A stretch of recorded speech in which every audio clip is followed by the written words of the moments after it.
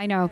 And before letting you go, I have to ask you this because, in this film, you actually tell Jennifer Lopez everything, like we all think that, but you got that chance. How did that feel? It felt really good because she really does look like that, and it's kind of unbelievable that someone is just like got that going on that well. I mean, it's just, you can't help but comment because she really looks like that, I just thought when she stepped here, I was like, oh yeah, you're that perfect, that like up close. How come? Come on.